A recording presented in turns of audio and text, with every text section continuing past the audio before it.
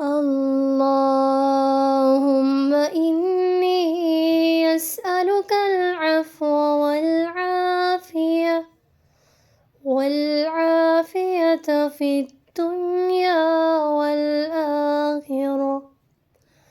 اللهم إني أسألك العفو والعافية في ديني ودنياي.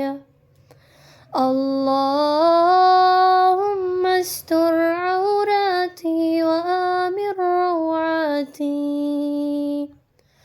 اللهم احفظني من بين يدي ومن خلفي وعن يميني وعن شمالي ومن فوقي، وأعوذ بعظمتك أن